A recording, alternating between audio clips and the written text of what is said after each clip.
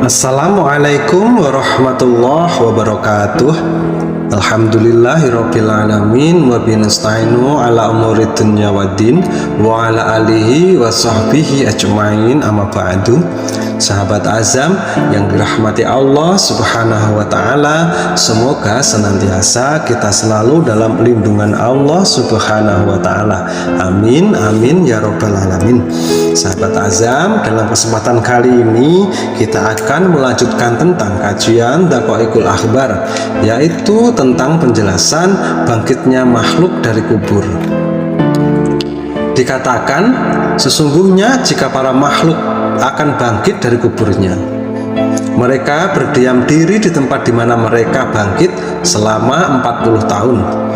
Mereka tidak makan, tidak minum, tidak tidur, dan tidak berbicara. Dikatakan para sahabat bertanya, "Wahai Rasulullah, bagaimana orang-orang mukmin dikenali pada hari kiamat?" Nabi Shallallahu Alaihi Wasallam pun menjawab, "Sesungguhnya umatku bersinar tangan dan kakinya karena bekas wudhu selama hidup di dunia."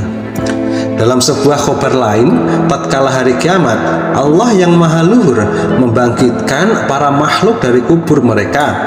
Lalu datanglah para malaikat ke kubur orang-orang mukmin dan mengusap debu dari seluruh tubuh mereka kecuali pada tempat sujud mereka. Tidak akan hilang bekas debu itu dari tempat sujud mereka, yaitu di kening. Lalu menyerulah zat yang menyeru, "Debu itu bukanlah debu kubur mereka, itu adalah debu tempat pengimaman mereka. Tinggalkan apa yang ada pada mereka, sehingga mereka melewati sirat, jembatan menuju surga, dan memasukinya. Sehingga setiap orang yang melihat mereka mengetahui bahwa mereka adalah para pelayan dan hamba-hambaku." Sahabat Azam rahimakumullah, diriwayatkan dari sahabat Jabir bin Abdullah radhiyallahu anhu berkata, Nabi Muhammad Shallallahu Alaihi Wasallam berkata, "Tatkala hari kiamat dan dibangkitkanlah orang-orang dari kubur, maka Allah yang maha luhur memberikan wahyu kepada malaikat Ridwan. Wahai malaikat Ridwan, sesungguhnya aku mengeluarkan orang-orang yang berpuasa dari kubur mereka dalam keadaan lapar dan haus. Maka sambutlah mereka dengan membawa daging panggang dan buah-buahan dari surga." Lalu malaikat Ridwan berteriak, "Wahai pelayan surga, wahai para anak-anak surga yang belum sampai balik lantas meninggal dunia." Mereka pun datang dengan membawa talam, yaitu wadah makanan dari cahaya. Mereka mengumpulkan di hadapan malaikat Ridwan lebih banyak dari sejumlah tetesan air hujan, bintang-bintang di langit, dan daun-daun pepohonan. Mengumpulkan buah-buahan yang banyak, makanan yang berlemak, dan minuman yang lezat. Tatkala mereka bertemu orang-orang mukmin, mereka memberinya makan dengan semua itu dan berkata kepada orang-orang mukmin, "Makan dan minumlah dengan sedap disebabkan amal yang telah kamu kerjakan pada hari-hari yang telah lalu." Artinya selama kita hidup di dunia. Al-Haqqah ayat ke-24.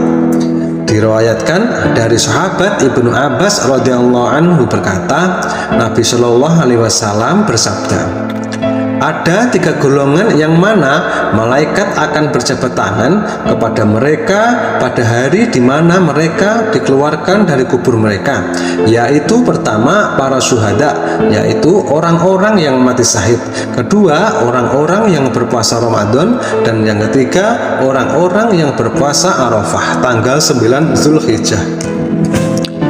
Dari Siti Aisyah radhiyallahu anha berkata, Nabi Muhammad Shallallahu Alaihi Wasallam bersabda, "Wahai Aisyah, sesungguhnya di dalam surga ada gedung-gedung megah yang terbuat dari mutiara, batu yakut, batu zamrud, emas, dan perak." Siti Aisyah kemudian bertanya, "Untuk siapakah gedung-gedung itu ya Rasul?"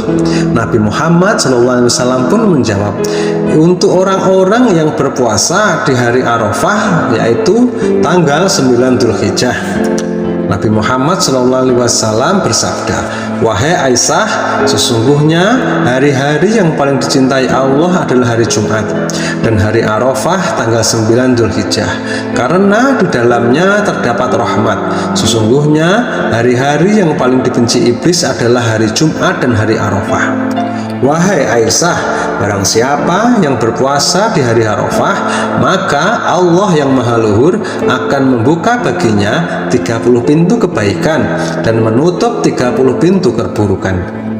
Ketika dia berbuka dan meminum air, maka setiap otot di tubuhnya akan memohonkan ampun untuknya sembari berdoa, "Ya Allah, kasihanilah dia," yaitu orang-orang yang berpuasa Arafah sampai terbitnya fajar. Sahabat azam rahimakumullah, dalam khabar lain, orang-orang yang berpuasa keluar dari kubur mereka. Mereka diketahui dari bau mulut mereka karena berpuasa yang mereka lakukan. Mereka disambut dengan talam, yaitu wadah makanan, dan kendi atau tempat air.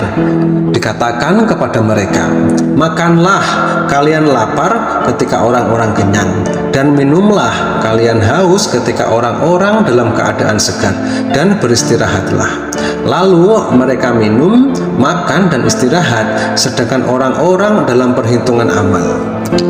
Dan telah datang penjelasan dalam khobar tidak akan diuji atau menerima fitnah dan ujian kubur keluarga para nabi, orang-orang yang berperang di jalan Allah, orang alim, orang yang mati syahid, orang yang hafal Al-Quran, pemimpin yang adil, muazin, dan wanita yang mati dalam keadaan nifas, termasuk wanita yang melahirkan dalam keadaan meninggal, orang yang terbunuh karena dizalimi, dan orang yang meninggal pada hari dan malam Jumat.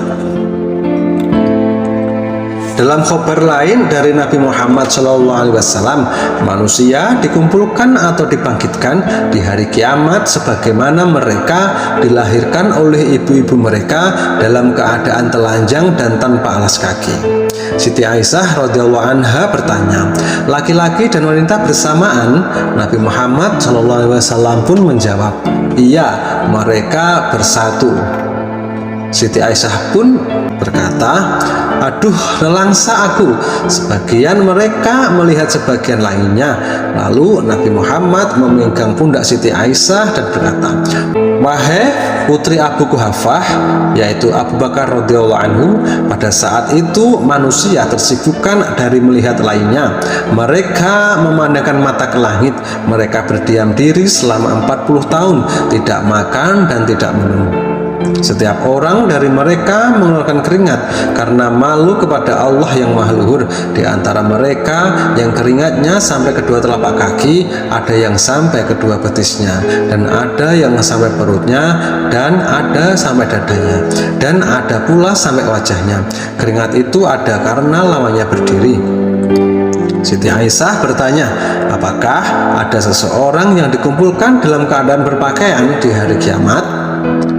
Nabi pun menjawab, "Para nabi dan keluarga mereka, serta orang-orang yang berpuasa di bulan Rajab, Sa'ban, dan Ramadan secara berurutan. Pada hari itu, setiap manusia dalam keadaan lapar, kecuali para nabi, ahlul bait mereka, orang-orang yang berpuasa Rajab, orang-orang yang berpuasa Sa'ban, dan orang-orang yang berpuasa Ramadan, karena sesungguhnya mereka kenyang, tidak lapar, dan tidak pula haus." Dikatakan, mereka digiring dengan perkumpulan mereka ke padang mahsyar di sekitar Baitul Maqdis atau Masjidil Aqsa, Yerusalem, Palestina di bumi. Tempat itu disebut dengan Sahirah, sebagaimana Allah yang Maha Luhur berfirman, yang artinya, "Sesungguhnya pengembalian itu hanya satu kali tiupan saja, maka dengan serta-merta mereka hidup kembali di permukaan bumi." Dikatakan, sesungguhnya para makhluk berada di pelataran atau lapangan kiamat sebanyak 120 shaf barisan. Panjang setiap shaf diberi perjalanan selama 40 tahun dan lebar setiap shaf seperti perjalanan 20 tahun. Dikatakan sesungguhnya orang-orang mukmin terbagi menjadi 3 shaf, sisa-sisanya adalah orang-orang kafir. Diriwayatkan dari Rasulullah Shallallahu Alaihi Wasallam, sesungguhnya umatku akan terbagi menjadi 120 shaf. Hadis ini adalah qaul yang lebih sahih. Sifat orang-orang mukmin adalah mereka berwajah putih, bersinar tangan kakinya, sedangkan sifat orang-orang kafir adalah mereka yang berwajah hitam dan beriringan dengan setan. Wallahu a'lam bishawab. Sahabat Azam rahimakumullah, demikian cerita yang dapat saya kisahkan. Semoga kisah ini bermanfaat untuk kita semua. Wallahul muwaffiq ila aqwamit thoriq. Assalamualaikum warahmatullahi wabarakatuh.